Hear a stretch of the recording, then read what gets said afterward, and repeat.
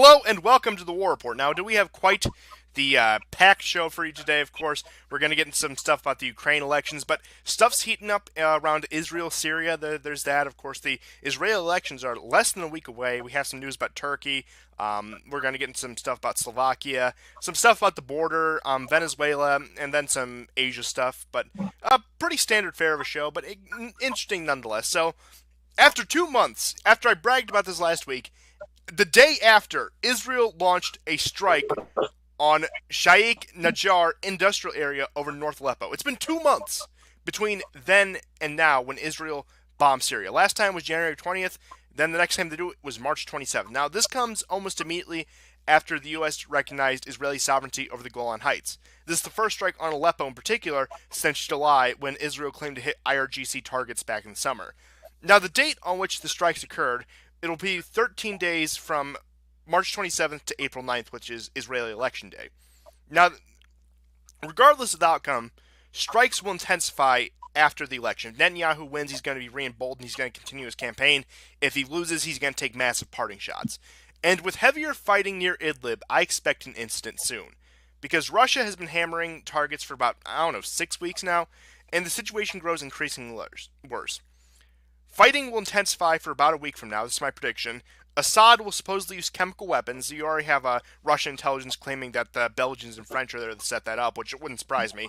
And roughly a week after that, the U.S. will strike targets in northern Syria near Turkey, especially considering Turkey's recent moves between the U.S. and Russia, and will be targeted at intimidating Turkey under the guise of striking Syria. Granted, we do have to consider it's a bit of a tricky situation for Assad now, because if he goes in, he's likely going to get false flagged. Now, of course, he won't get overthrown, but his targets are still going to get struck by the U.S., and that's an entire hassle. That's a headache for Assad and Russia and Iran. But if he doesn't go in, he's going to look weak. He's going to look like he backed down, and he's going to embolden his enemies. So going into Idlib, right now, was somewhat of a bad idea. I know the situation deteriorated. They really had no choice, but unless they can make a stunning deal, Russia, Turkey, Syria, and Iran, and the players you think of, there's likely going to be a false flag, and we're likely going to get 3 years in a row of the same song and dance. Yeah, I mean, Turkey is, of course, getting closer and closer to Russia, but we'll see. We'll soon see what happens, but we'll deal with that issue later.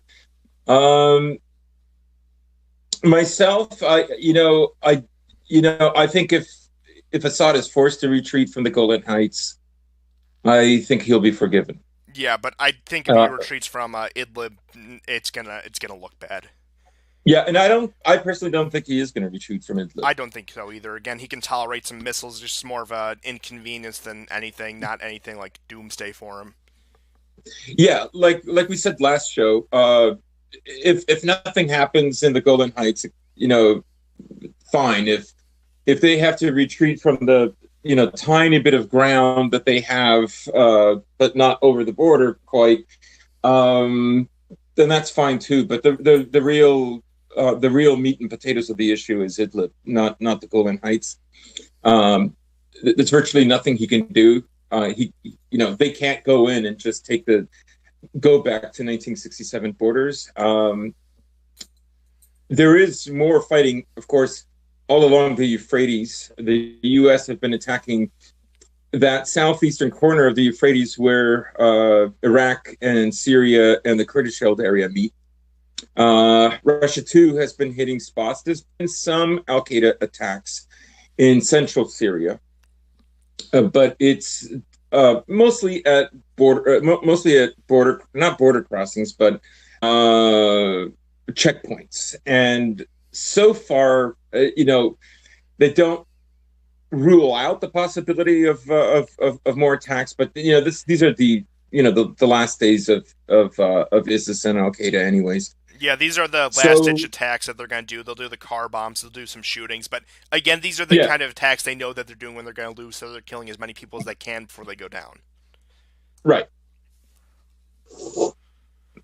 Yeah. So I think Russia and Turkey have far too much at stake. But that isn't to say that Russia and Turkey don't have their issues. The political branch of the YPK, of course, has an office in Moscow, so you can see just how closely Moscow works with the Kurds as well. Although for very different purposes than, say, Israel does. That's mostly to keep Turkey in check. So, also, you know, Turkey is apparently on board.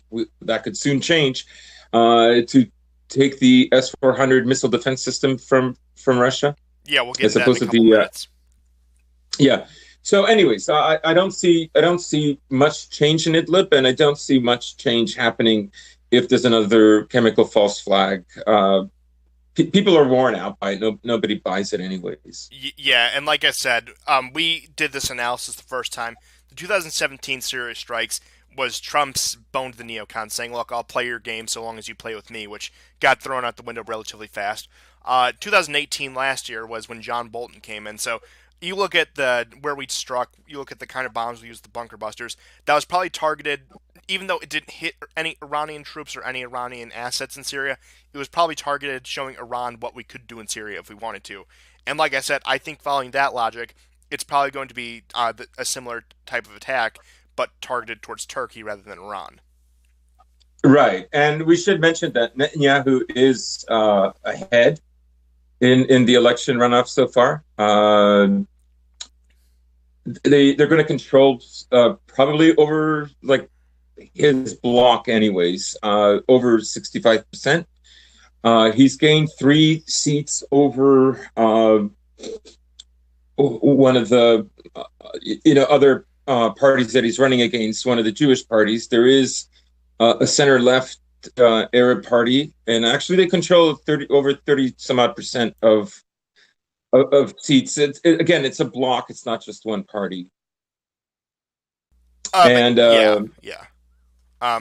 But as I was going to say, Netanyahu has been making his rounds with foreign leaders such as Bolsonaro and Putin. But I have to say over this past week, it's really done a 180. I thought he's probably out, but again, I think it was probably that boost from the Golan Heights that really carried him over. Which again, he got a you know, on top of a few other things, and I think he's probably going to pull it off again. Which you asked me even a week ago, I said it's uncertain. You asked me a few weeks back, I'd say there's no way in hell. mhm, yeah, and of course he's bombed the smithereens out of the Palestinians in Gaza, and let's not forget when the Israelis brought out their lawn chairs, and I even saw photos of sofas where they just watched them getting blown to bits. Yeah, of course, they had that, very conspicuous rocket attack from Hamas. Just, I think that was 2 weeks ago or last week, either or. But then all of a sudden, that gives them carte blanche to, launch another offensive on Gaza. And of course, right before the election, I'm sure there were no operatives, nobody on the payroll of, the Israelis. I'm sure there was nothing conspicuous about that attack at all to boost Netanyahu's numbers or anything like that. But speaking of Netanyahu, as I said, he's been making the rounds with foreign leaders. For example, he was in Washington last week when Trump officially recognized the Golan Heights, and that very I don't know the word for it, but that one photo op where he's just hovering over Trump, saying, "Oh yeah, I own you. You are mine," and Trump just like has his I head all know. bowed down. He's just signing it. He looks all sad. But uh, Netanyahu has met with Bolsonaro in a very odd trip. Now, they visited, of course, the wall that they all do, and Bolsonaro looked very uncomfortable in the photo op, looking away from Netanyahu. He has his back to him, like just barely touching the wall, a very straight, stone look on his face. He also, while giving a speech, says very rigidly in Hebrew, "I love Israel," as if he's being forced to, as if, they're holding his family hostage. And on top of that, he downgraded his promise, at least for now, to open up an embassy in Jerusalem, opting to only open up a trade office in the city. Now, Bolsonaro did promise to open up an embassy as a campaign promise back during the election in October, September, October, around that time last year, to appeal to Brazil's evangelical population, which is about a quarter of the population, now roughly the same as the U.S. And it's actually been interesting, since I said this jokingly, but once I thought about this, it could have been serious. I'm wondering if what Israel is doing with Brazil is a test run to see if the new United States, if you will, going into the 2020s and 2030s, will be as cooperative, and they're using Brazil as somewhat of a template and a test run for this. Well, I mean, a strong evangelical wing that worships Israel, plus degeneracy in the streets and poop on the sidewalk. And a very diverse population. California is probably is a good indicator of where things might go. But there is a white pill in all of this. Bolsonaro, while he was in Israel, said that there is no doubt that Nazism was a leftist movement. Oh so, boy, oh boy. so this is literally like GOP conservative Inc. Pundits talking point. Yeah, I mean it's just ridiculous. So that's yet another thing that the right wing in Brazil is looking a bit more like the right wing in America. So yes, the Nazis were really left wingers. I'm so glad that Charlie Kirk got hired as an advisor for Mr. Bolsonaro. That's just wonderful news. But there is actually a serious white pill in all of this. Bolsonaro did back down on his promise. Now, for the time being, of course, I expect it sometime soon, or possibly not, but I expect him to still go on the issue. Maybe it might be like how a George Bush or a Bill Clinton was, where they say they'll do it every year but then delay it. It might be one of those sort of scenarios. But Bolsonaro backed down due to his economic ties with Arab nations because Brazil actually sells a lot of halal food to Muslim nations in at least the Arab Muslim nations. You think, the typical ones like Saudi Arabia, the Gulf states, even like a Jordan. So he had to back down for pragmatic reasons. And you know what? Again, it doesn't bother me as much when you have these leaders like Bolsonaro or more so people like Salvini or Orban do this whole pro-Israel thing because they don't have as much influence over these countries. Maybe Brazil with the evangelical population, you could make more of a case more similar to the U.S., but they don't have the same influence over these countries that they do for the U.S. So I can be more forgiving with it. But again, yeah, Israel is not your friend, especially if you're a populist, if you're a nationalist, and they will play to the neoliberals the next chance they get. You see how they behave with France. Of course, on the surface, Macron and Netanyahu don't seem to get along. France criticizes them for the treatment of the Palestinians, but the example I always go back to, on the same night the Russian spy plane was down due to Israeli actions, French planes were alongside Israeli planes bombing the same targets. Yeah, exactly. It's just a show. Like it's not real. No, of course Um, not. It's all no like nice little dance. yeah, I mean it's basically it's also there to appease the left wing in Europe that's basically real for some of the reasons that lefties also in the states are against. They look at Israel as an apartheid state. Some even will claim it's just an expression of white power Yeah. on a global level. So, but it won't matter. They're not going to change anything until some very much more fundamental things change. So, Yeah, not to get on too much of a tangent, but the thing is about neoliberals is they will complain about, settlements of the West Bank or bombing of Gaza, but when it comes to Israel's policy against Iran or Syria, they're 100% on board. mhm, exactly, it's hollow. So, Yeah, it's again a bone they can throw to their farther left, more progressive followers, and similar to how they have to throw bones to people on the populist nationalist side, the mainstream right does every once in a while, but ultimately it's meaningless. Now, in terms of Netanyahu and foreign visits, he will also be going to Moscow to meet with Putin tomorrow on April 4th. Now, by the time you watch this, it will actually be April 4th, so um, his visit follows the one he had in February, the first time the two had actually met in person since the downing of the Russian spy plane in September. Now, I suspect this meeting was probably arranged by Putin, not Netanyahu, because as I predicted, there's likely major Israeli strikes on Syria following the elections, regardless of the outcome. And Putin is probably trying to deter those, smooth those over, and he probably wants to discuss the Golan Heights issue because you'll recall back in the summer when Assad and his allies took back Dara, which is the province right on the border with the Golan Heights, Russian military police took it upon themselves to guard the de escalation zone in place of the UN troops that were evacuated at the beginning of the war. So they're probably trying to negotiate the situation with that. Again, Russia has said we won't tolerate this. The Golan Heights is Syrian, but at the end of the day, the Russians, they have TARDIS. That's their main concern in Syria, and they're not going to throw too much of a fit over the Golan Heights, especially on behalf of another country. Yes, I see it the same way. Russia will lose face in this to some extent, even though Putin has been remarkably successful despite these losing face setbacks. From some of the Russian programming I'm watching, most people in Russia are not very happy with Israel, not very happy with the way it's behaving. Certainly, like people are vociferous about it on some of their popular, evening talk shows or debate shows where they have various well-known Russian celebrities and pundits and so on. Russia doesn't have very much of another hand to play. After all, they don't, I don't know what aid China could be, reasonably speaking, but China isn't really aiding, not in any way that anyone is aware of. So I think for Russia, long term, what they need is more cooperation with Turkey rather than anything else. Yeah, and you mentioned China. China has its own ties to Israel, so there actually may be a conflict of interest there rather than not even like meeting of interest. And of course there aren't really any shared interests in that particular region. But again, it's one of these situations. We see this with when the spy plane was down was one of them. When Turkey shot down the Russian fighter plane over their territory, and when Russia didn't have that much of a response to these Syria strikes. Russia will always take these blows temporarily, but they come out better for it.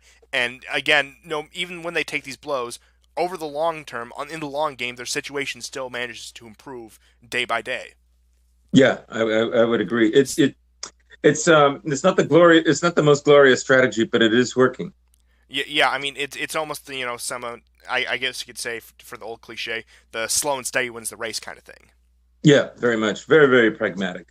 Yeah, and speaking of Turkey, speaking of the U.S., I want to get into the whole S-400 F-35 spat. So, after much Mhm. speculation and many threats by the U.S. has finally taken concrete action against Turkey over their purchase of S-400 missile defense systems from Russia. Now, the U.S. halted shipment of parts related to the F-35 aircraft to Turkey. Now, Trump signed a bill last year attempting to make the same move, but the process was already underway and it couldn't be stopped. So they said, look, you can do it next time, but we feasibly cannot stop this because it's already happened. Now, I actually do support this move, not for the stated reasons, but just the move in general. Turkey, much like Israel, has been an unreliable ally who will sell our tech, will sell our secrets, and sell anything we give them to anyone who will buy them. At the end of the day, the U.S. Turkish alliance ending is long overdue, and it's just now starting to unwind. Now, perhaps I should reconsider, though, because maybe we should send Turkey F 35s and more F 35 parts, because if anything, receiving an F 35 should be considered a punishment. Now, in all seriousness, it was foolish for the U.S. to cooperate so heavily with another nation on a weapons project such as this, even though the F 35 is garbage, but just in theory. And even cooperating with a perceived ally, because in 2006, very few people would have foreseen what is happening now with the current state of U.S. Turkish relations. And as I mentioned before, if there's another strike on Syria in the coming weeks, it will likely be in northern Syria and used as an attempt to intimidate Turkey. But in terms of this program, I have no problem ending it. As I said, I think if the U.S. is going to be developing weapons, we should be doing it independently and not depending too much on a different nation. And again, I don't trust a country like Turkey or pretty much any country with sensitive technology like this, even if it is a pile of flaming garbage, such as the F 35. But in terms of the reasoning, I don't care if Turkey buys S 400s. That's where I'm at with this. Right. I think the most significant thing about Turkey buying the S-400 over the F-35 is, well, one is an attack aircraft and the other one is a defense system. That's a pretty glaring difference. So, why is Turkey investing in a air defense system? You know, I mean, who is it afraid of? And if it's afraid of Russia, why would it buy it from Russia? So I'm looking more long distance on this. It isn't just we're not going to buy your F-35, but we're not going to buy anything else either. They're buying an air defense system. So obviously, I think that might indicate that there's an expectation of worsening relationships with not only some of the Middle Eastern partners, adversaries that they have in the Middle East, but also with America and NATO itself. Oh yeah, I I definitely mean, this agree. is the first. Also, I think it was just like a week or two ago. Russia and Turkey are both. They're doing joint naval exercises in the Black Sea. I mean, I can't think. This is literally the only NATO country that has this kind of a relationship with Russia. Yes. I definitely agree. They're probably looking long term. They're probably looking that the relations with NATO and Europe in general are probably souring.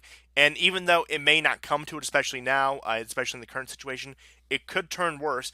Another thing I will mention, which plays into a bit of a thing, I don't want to get off on a bit of a tangent, but you'll recall around this time last year, Greece and Turkey were actually having a lot of like almost close calls, like almost attacking each other.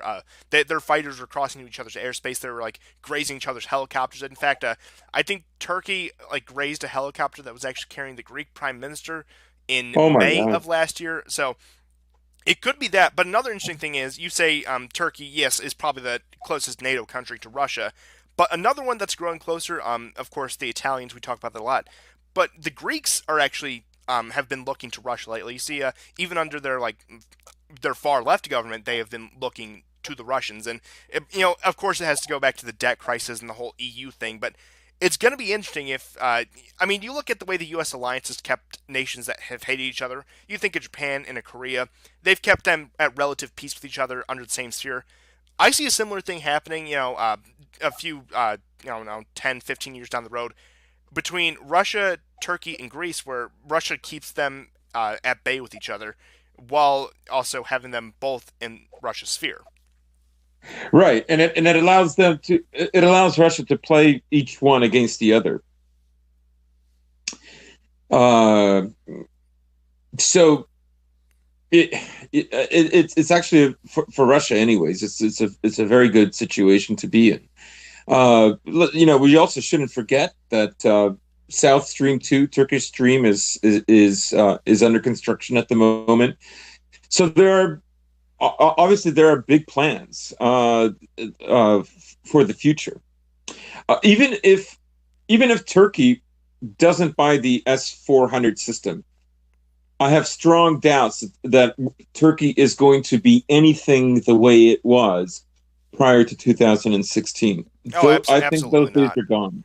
I mean, Turkey has no interest in NATO. They have no interest in the European project, especially seeing how much the European project has fumbled and faltered just since 2016, just since the rise of populism in Europe and how the European Union is splitting apart.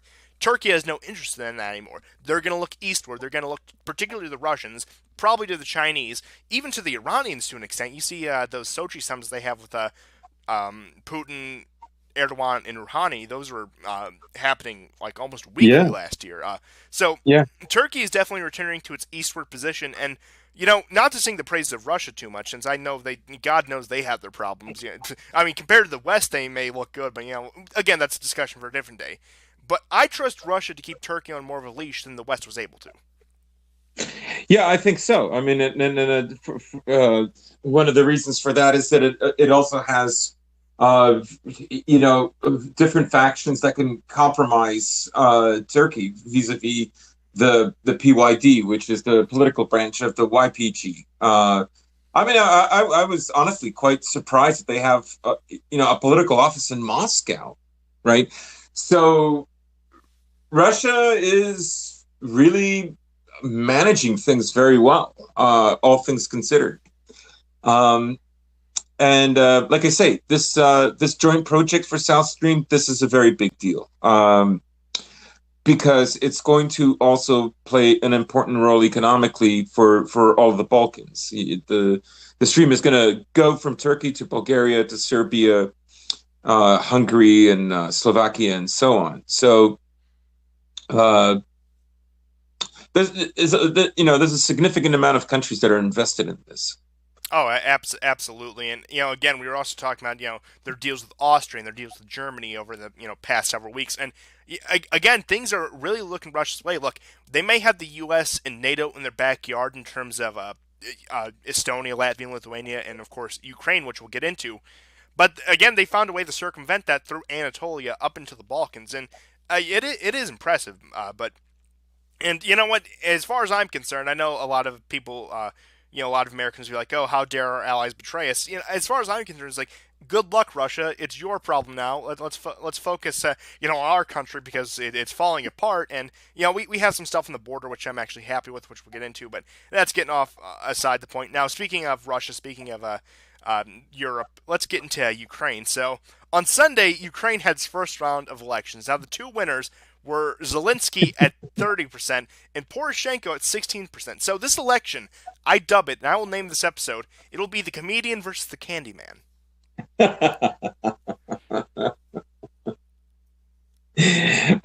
I know.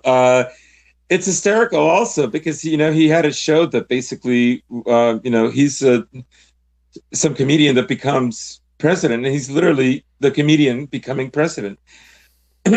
um, Germany, of course, isn't too happy about this.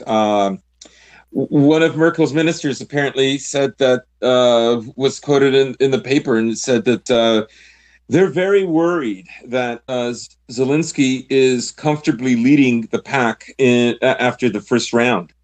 That didn't stop them, however, from congratulating Poroshenko for making it to the first round.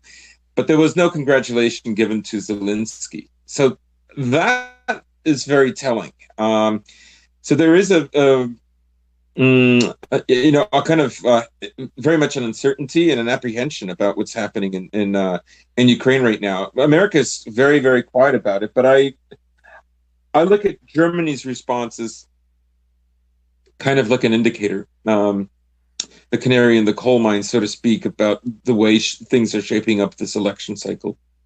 Yeah, I would definitely agree. I think it's, we actually look at the election results. Zelensky pulled nearly double of what Poroshenko did. And I Oh was yeah. speculating that whether it would be in the first round or second round, something would happen to Zelensky, whether it was a terrible accident or scandal. But I'll get into that. So Poroshenko is such a bumbling fool that he has lost the support of most of his neoliberal handlers, pretty much everyone outside of Germany.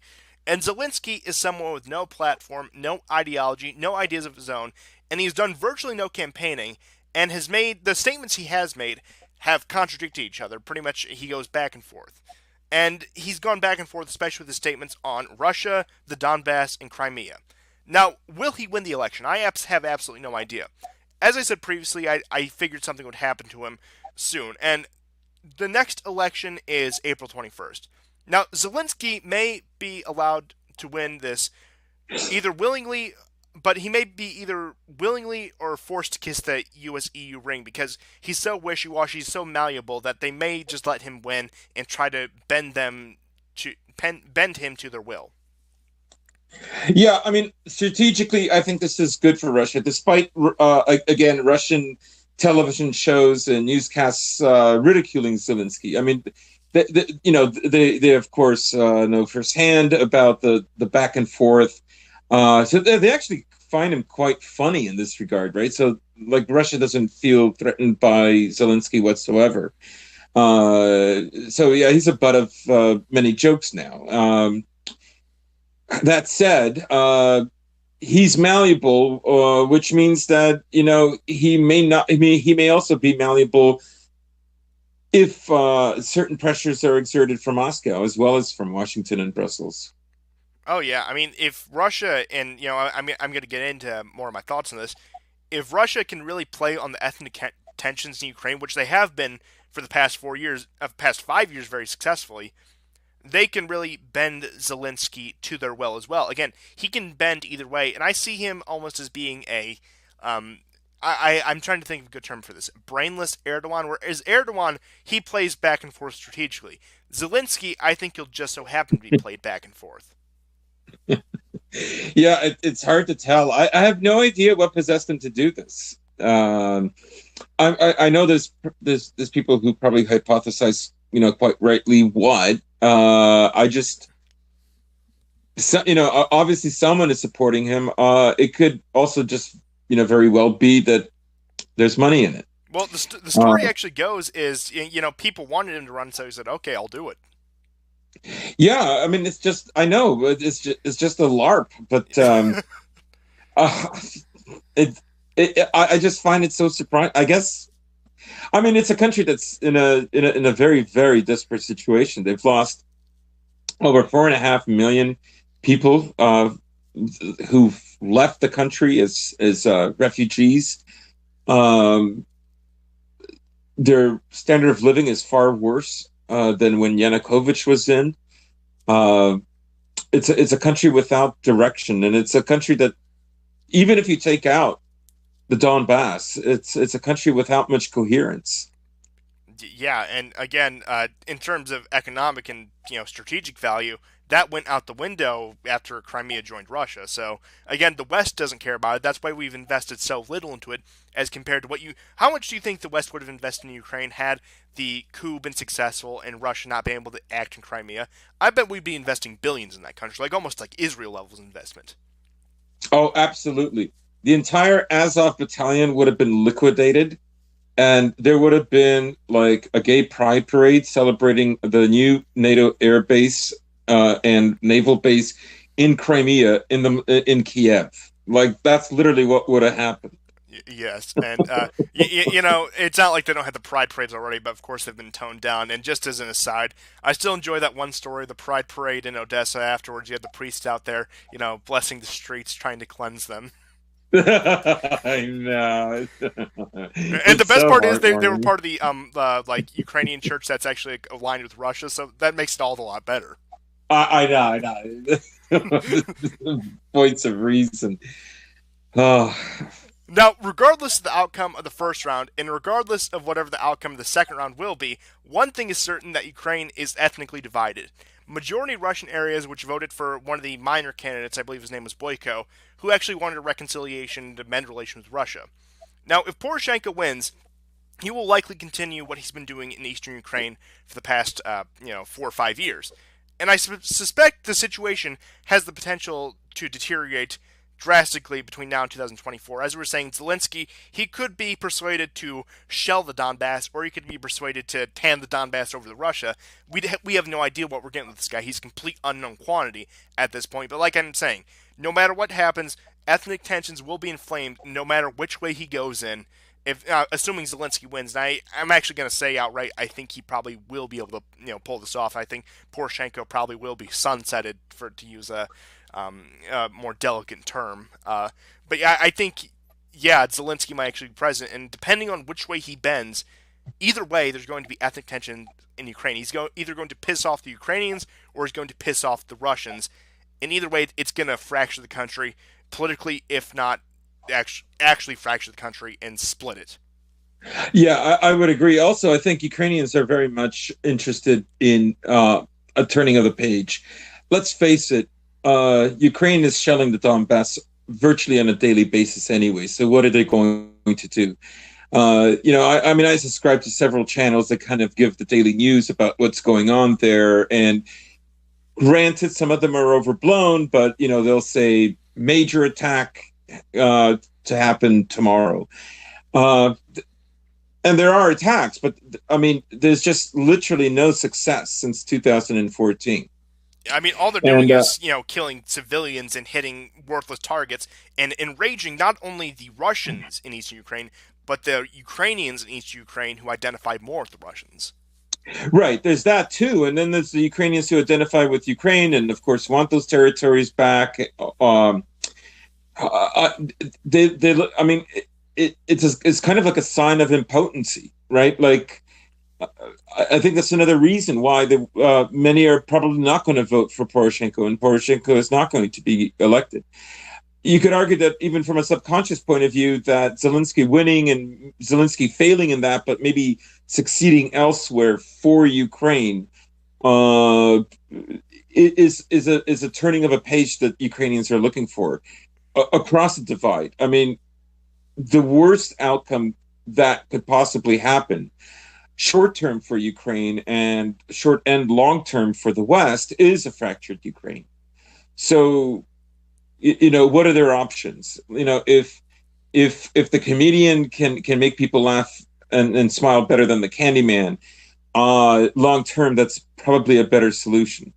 Yeah, I mean, just morale wise, I think it's better for Zelensky victory. So you have that, and again, I think he could be bent either way. And with the way things have been looking, not only in Europe but across the world, he's probably, I'm going to go on a limb and say, probably going to bend more towards the Russians because Putin has shown himself to have more political capital. He's shown himself to be more competent in these matters. Look, Putin, domestic policy aside, I know more people in the distant right, either you love him or hate him, but no matter what you think of his domestic policy, put all that aside. He is an impeccable diplomat and statesman, and he is great at getting what he wants on the world stage. Yeah, even when it looks like it isn't going to happen. Now, in terms of other European news, in terms of maybe this is a bit of a stretch calling this one a coup, but Slovakia had their presidential election. I'm sure you've seen plenty about this. Oh boy! So Slovakia's presidential election was on Saturday, which saw the relatively unknown outsider Zuzana Kapopova, a candidate who claims to stand for liberal democracy and wants to halt right-wing populism, and its figure has such as Viktor Orban and Matteo Salvini, has, as well as having, of course, progressive social views on the abortion issue and LGBTQ rights. Her views have earned her even the denouncement of the Catholic Church. So I'm glad to see, at least the Catholics, that they can still stand up for their values in some countries. So at least there's that. Now, the Slovak president, we do have to keep in mind, has a limited role, with most actual political power being vested in the prime minister and the cabinet. Slovakia has been, of course, part of the populist bloc. They're one of the V4 members, but less so than you'd think of Poland or Hungary or even the Czech Republic. But nonetheless, they've still been there, even if it's just minor. They joined into that pretty much. They called it a wall, even though it wasn't an actual wall, to stop migrants from flowing into Western Europe. Now, her relatively unknown status, Kap- Kapitova, her unknown status, and the fact that she was polling at 9% only 2 months ago makes me a little bit suspicious. It seems as if she's been directly groomed by Brussels and Washington. Maybe I'm stretching here, but it feels that way to me. Maybe I'm wrong. Well, I mean, she did work with Soros' Open Society. This was after she started her small law firm. Uh, she basically went against an opponent that is even, some argued in some ways that is even more of a puppet of Brussels. Although reading what she's for, everything from more gay marriage, and we have to do something about the gypsies and the Hungarian minorities in Slovakia. Damn it! I mean, this is the typical liberal approach: favor the minorities over the majority, and whether they're sexual minorities, ethnic minorities, always use the minorities to control and subjugate the majority in what they want, right? Yes. I don't know what kind of choices they had before them. Like I say, Slovakia is not a consequential country, whether they're right wing or left wing. They just don't. She's not going to influence Orban. She's not going to influence the Law and Justice Party in Poland. She's not going to influence. They're not going to influence anybody. This isn't even a feather in the cap of globalists. My prediction is that she's just going to generate the ire of many Slovaks if she pushes with some of this agenda. Right? They're more traditional and they're more religious than the Czechs are, and some Slovaks are actually quite pro-Russia. So it remains to be seen what's going to happen. It is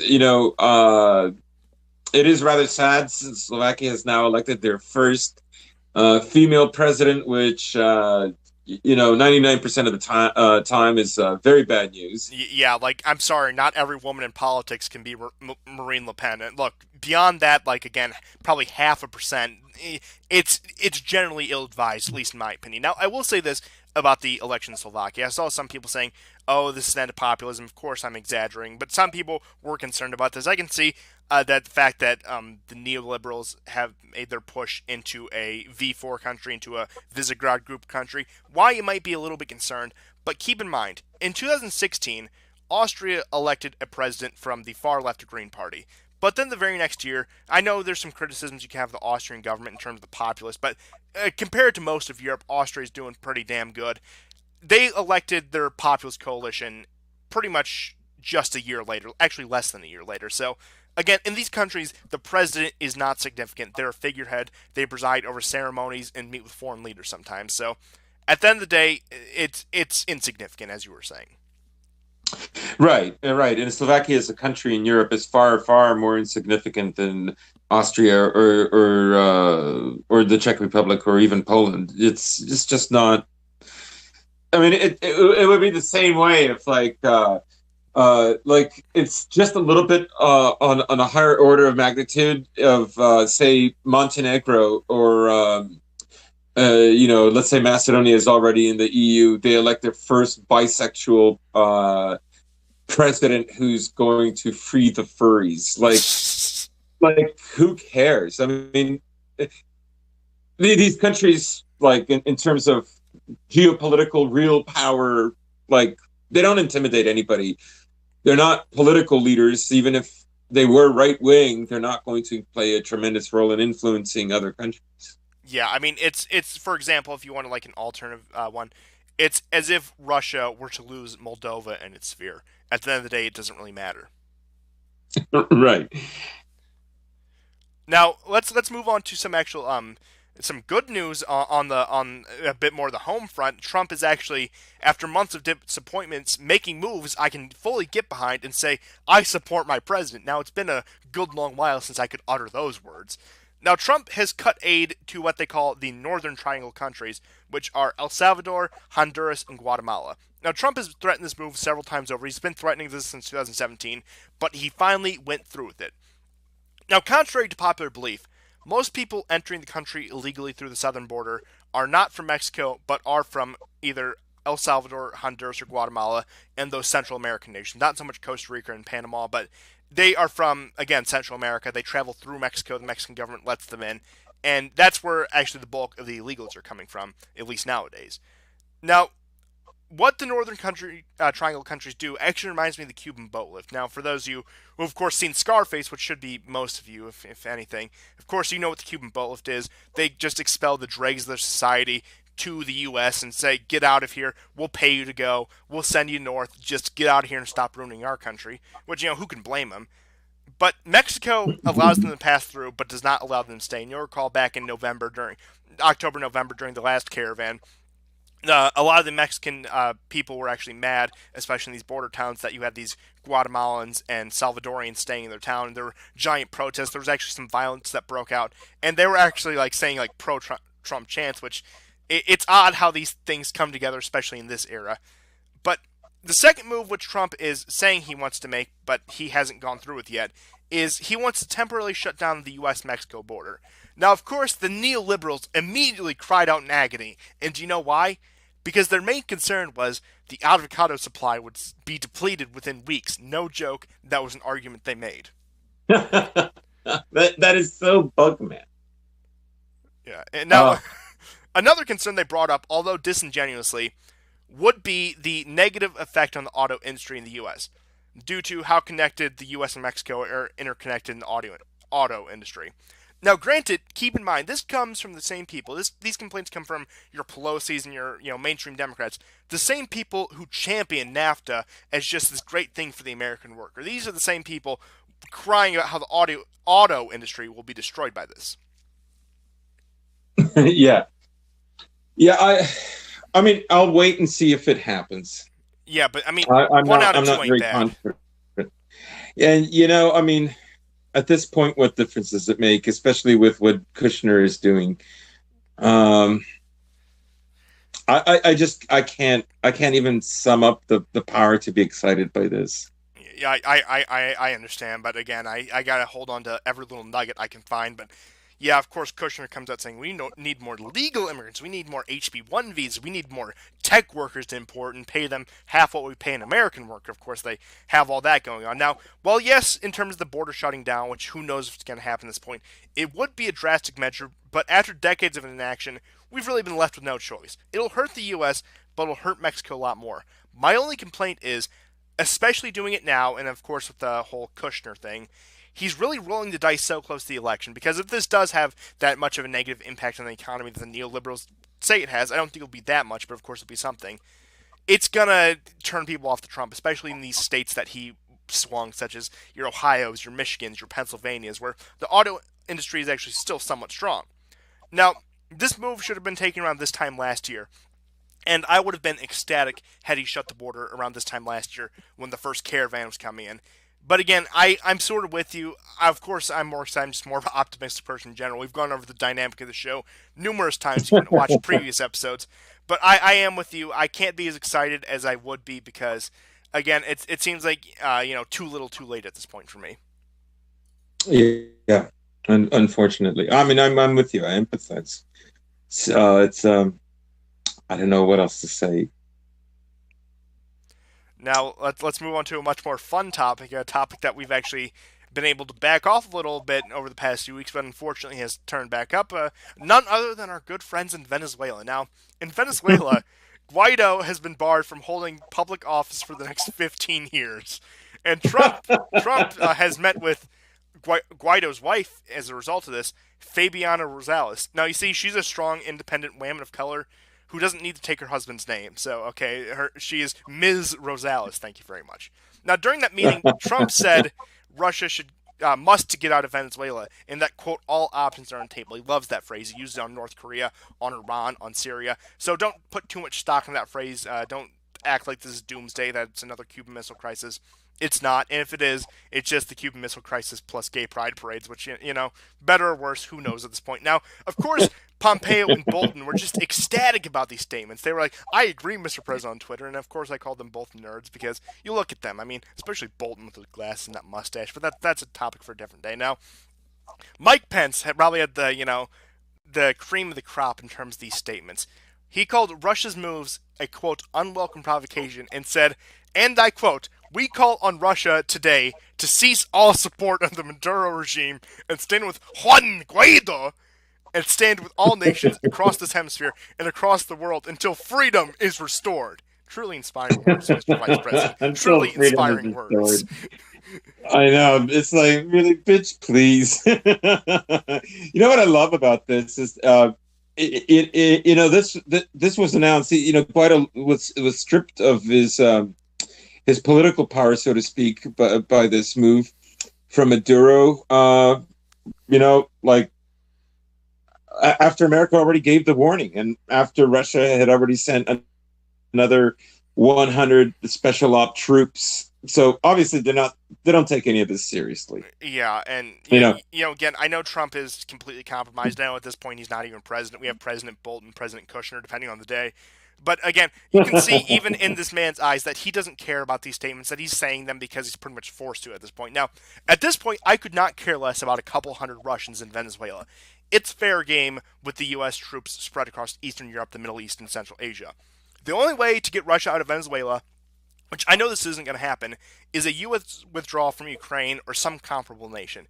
Again, I'm not trying to compare this to the Cuban Missile Crisis, but it's similar. We withdrew from Turkey. They withdrew from Cuba. Now, that's not going to happen. We're probably just going to keep, a couple hundred troops in, each of those countries respectively and poke and prod each other every once in a while. And it's going to be stupid. And again, we're just in a stupid version of the Cold War. Not the first one wasn't stupid, but we've managed to make it even dumber than before. I agree. It's stupid plus degenerate. Oh yes, of course. Yeah, I don't. Yeah, I don't. I mean, that would be an incredible move, but what America would have nothing to gain by it. America, of course, for America, the prize is Russia. For Russia, the prize is just its own autonomy. So, I don't foresee a future in my life where America leaves Ukraine, because the the goal is to halt, stop, compromise, break up, like significantly weaken any or all of the above of Russia. So, uh, I mean, I think maybe this is also, partly this makes America lose face. So if America doesn't do anything, first of all, it tried to create a coalition of South American forces, of various countries. For a while, the impression was that they were going to steamroll into Venezuela and liberate Venezuela. It's like nothing of the sort happened. Bolsonaro decided against it. He himself has said that, Guaido, sorry, has himself said that there can only be a peaceful resolution to this problem. And, I was ousted because our message is so strong. It's like, okay, whatever. But in the end, there isn't a consensus. America, to make Russia leave, will literally have to go to war. So, Yeah, and of course that's off the table even for the most hardliners such as John Bolton. And again, this is a conflict that I suppose I should say a potential conflict that nobody has the will to fight, that nobody even really cares about. Again, not even someone like Bolsonaro cares about what's happening in Venezuela. He's looked at the option and said, look, just let it fall apart. It's only a matter of time. Why waste Brazilian troops and lives in order to do this? The Colombians came to the same conclusion. It's the U.S., it's Mike Pence in particular. I've noticed that he's the one who's really hammering on about this, who wants to just go in and free Venezuela. But again, there's not the will amongst pretty much anyone to do it. He'll say, "Oh yeah, we're going to stand with the rest of the hemisphere." Look, they recognize Guaido as president, but what does that mean at the end of the day if you don't act on it? It's one of those kind of things. Kind of like all the UN resolutions against Israel. They talk about how anti-Israel the UN is. They've passed, look, hundreds of resolutions against them, but what has the UN actually done to punish Israel? Nothing. Words are words at the end of the day. yeah. Yeah, I agree. It's just, I mean, it's just another round of good cop, bad cop. America's not going to do anything. Yeah, and again, especially this close to the election, they're not in position at all. If they wanted to act, they should have acted months ago, which, I'm glad they didn't, but let's move on to some more of an interesting story. This came on my radar a couple days back, and it caught my interest in particular. So, China is now conducting tests on a new type of missiles that can be concealed within shipping containers. They look like shipping containers, but they rise up and they fire missiles. It's actually pretty interesting. Now, needless to say, this technology can turn what seems to be cargo ships into missile cruisers. Now, it's highly suspected that Israel has been developing a similar technology, which may point to some cooperation on the issue, considering what we know about China and Israel and the U.S. But it may, if we want to, stretch it that far, this may be U.S. tech stolen by Israel and passed on to China. Now, I don't know. I'm not making any statement one way or the other. But even if that isn't the case, we still have to consider that the U.S. may have similar technology to this or an exact replica of this, but are being more discreet about it. Because we got to keep in mind that the Chinese and East Asians in general are more likely in terms of their diplomacy and military power to project, to do these missile tests, and conduct certain tests. You see this in North Korea. You see that even to an extent with Japan. I know they're not really like an East Asian country, but you see Russia likes to conduct these tests. But for all we know, the U.S. and Russia and all these other countries could have similar technologies. It's that China is being show off and trying to project power to whatever enemies it may be trying to intimidate this day. But again, I thought it was more of an interesting story than anything. I don't see like really a good thing or bad thing about this. I just think it's interesting that this is a weapon now. Right. Russia does have technologies that are as well. So, you know, China's strength is actually its submarines. It has more submarines apparently than any other country in the world. And I think of submarines are essentially defensive weapons. Also, some of the other news that we're getting out of the so-called invisible paint. This is an '80s technology. The Americans have had it. It's doubtful how effective this will be, but China is working on a J-20 fighter, like a dual seated fighter, to complement their J-16s. So one of them is more stealthy than the others. So, one of them is going. The first one is going to take out the anti-aircraft, and then the other one is going to do the heavy bombing and so on. Um, Now, the new fighter, let's forget the paint job and so on, but the new fighter, the new stealth fighters, yeah, they're a go. They are going to most likely get them out. Also, they're working on their first independent carrier. Um, they're working on a whole bunch of other stuff too. They have a rail gun that they're working on. Apparently has a range of 100 miles. Some analysts are saying this is likely. I mean, they have several of them that are not likely, but this is sort of in the likely department. So, or at least plausible. Yeah, Uh, and like I was saying, it's not even that I necessarily care or feel threatened by these. I just thought it was an interesting story and said, look, if China mhm. is openly displaying it, that means probably a lot of other countries have them already. So this may and it fits very well within the fourth generation warfare. Oh, we're just a nice little transport ship. Oh, look, we have missiles now. It's very fitting for the modern era of warfare. But I do have to clarify when it comes to my stance on China. Of course, I'm very anti-China. I support a limited U.S. presence in Asia for that reason. But my main concern about China is their influence in specifically the U.S. and Canada and other allied countries, even to an extent in Australia and somewhat in Latin America. But I don't care what China does in Central Asia. I don't care what they do with their navy. Again, my main concern is look, get out of my country's affairs. Similar to how I feel about, for example, a certain greatest allies of ours and a certain great oil supplier of ours. But that's where my stance is on China. So if they develop these weapons, they're developing these submarines or defensive weapons. I couldn't care less. I think it's kind of interesting to watch from afar, but at the end of the day, like yeah, Japan's there. China isn't going to do anything with these, but it's just interesting to see these weapons tests. Again, I'm more so fascinated by this than anything, and it's making me wonder: does the U.S. have these? And I honestly don't know whether I would say yes or no. I'm inclined to say yes because again, the U.S. is very secretive when it comes to these type of weapons. They say U.S. military technology in particular is at least 5 to 10 years ahead of what they show the public. So, if you see these come to 2020s, I wouldn't be surprised. But again, I just think it's an interesting weapon, very indicative of again the whole Mhm. fourth generation warfare, blurring the line between civilian, political, and economic and military. So, yeah, just watch out for cargo ships. That's all I'm gonna say. Yeah, I agree with you.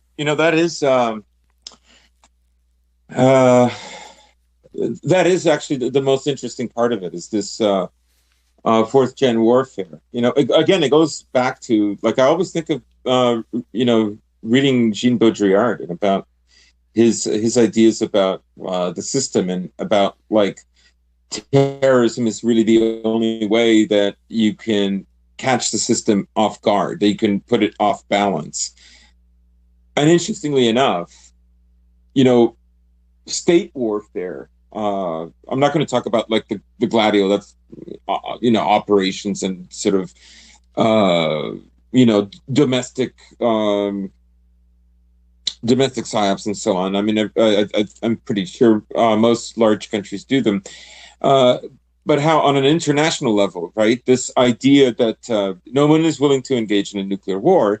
So some pages from terrorism are going to be used, and it does seem that way. The state of war over a long period of time is no longer about being visible on the battlefield, and that's where things are decided. That whole ethos, that whole sort of morality of war is finished, and so now it's.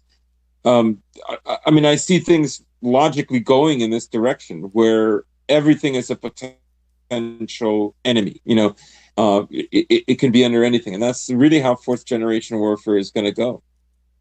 Oh yeah, absolutely. And as we were saying, a couple weeks back when we were talking about the whole event in a certain New Zealand city that I'm afraid to mention by name at this point. Now Yeah. I don't want to bring down the almighty YouTube censors on me, but a certain incident in a certain New Zealand city, again, that was all psychological, and yeah, it goes back to, as I was saying after your explanation of that, the idea of nuclear war and the whole Cold War adjusts us to this idea of psychological war, and the weapons we're developing, such as this, cargo cruisers, I'll call it.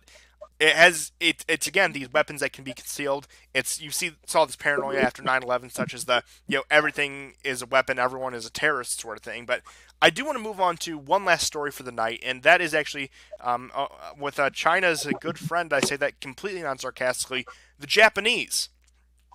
So, Japan's reigning emperor of the past 30 years, the 89-year-old Akito, will be abdicating the throne to his 59-year-old son Naruhito in the beginning of May. Now, you can't say these names just in a normal American accent. You got to say Naruhito and Akito. You can't do it any other way. I'm sorry. I'm sorry, but you can't. That was almost Mexican. Oh boy. You know what? It's a diverse world, and we're allowed to be ethnically ambiguous because diversity is our strength. But that's aside the point. Now, It's all a rich tapestry. yeah, of course. While the Japanese throne carries no political power at all, not even like commander in chief role ceremonially, such as you see in some other countries that you'd think maybe a Spain or a UK, the emperor is still a highly regarded figure both among the people and the government, and not like the British royals, who are pretty much nothing more than reality TV stars. The position of emperor in Japan holds reverence and respect among the people. Now, as tradition dictates, the new emperor will be responsible for naming his imperial era. Now, the name chosen was Reiwa, which translates to either beautiful harmony, harmony and order, or peace and order. Now, another translation which the Japanese government has fully denounced and disavowed is command and harmony, which of course Anglosphere liberals immediately took the chance to say this is fascism returning to Japan, exposing both their level of hysteria and shallow understanding of history. Now, we discussed last week that Japan was moving towards a rearmament in terms of its military, moving towards a more aggressive military rather than the defense force they have now.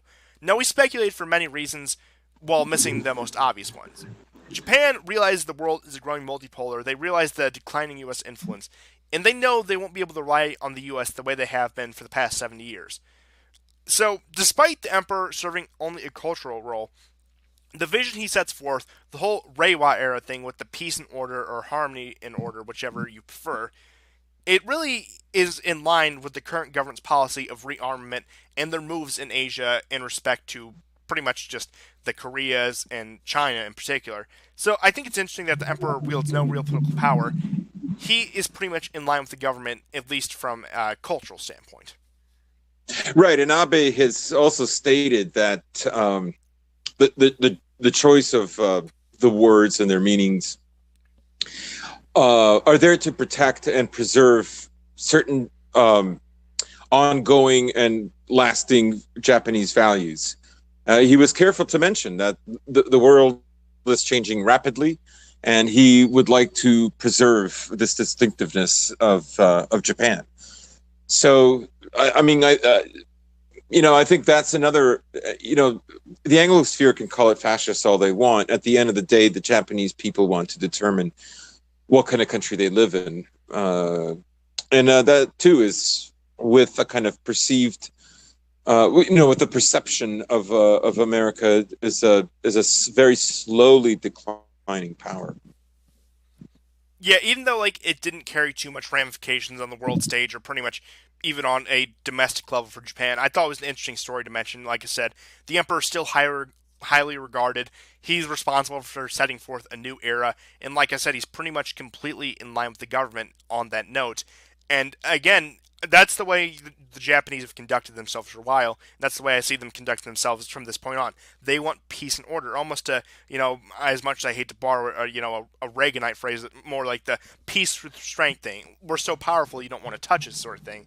And again, it does some come back to my theory that Japan will probably be the dominant Asian power over China, which I go back and forth on that, but I think Japan at least is a contender with China in that respect. I believe they're still the third largest economy in the world, even though the Chinese overtook them about a decade ago at this point. But Yeah, I just thought it was an interesting story nonetheless, just seeing how things are going culturally in Asia and, of course, specifically Japan.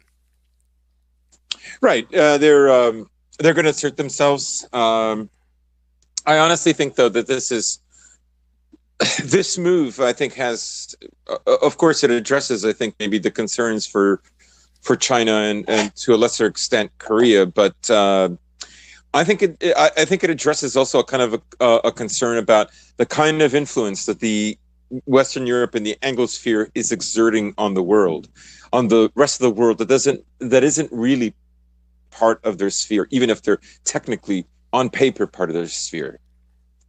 Oh no, I could go on about the Anglosphere for hours. I've actually been, trying to hammer out some kind of video or content on something, really just laying out my problems with the Anglosphere, both historically and of course contemporarily. But like I said, it's interesting to see of course, the liberal journalists in the English-speaking world come out and decry this as fascism. Keep in mind Japan wasn't really fascist; they were ruled by an emperor and a military council, and all of a sudden, because they shook hands with some German diplomats, that that makes them the same as Adolf Hitler himself. But it's all, again. This is nothing we should be surprised by. They call everyone and anything a Nazi, of course. The current government in Poland is a bunch of Nazis. The current Hungarian government run by Nazis. The current Italian government, the current Spanish government, they'll point to all these ones that are supposedly Nazis, and even to an extent Western conservatives will, of course, as we were saying, Nazis are actually leftist, sort of thing that Bolsonaro was pulling. But at the end of the day, I'm glad to see that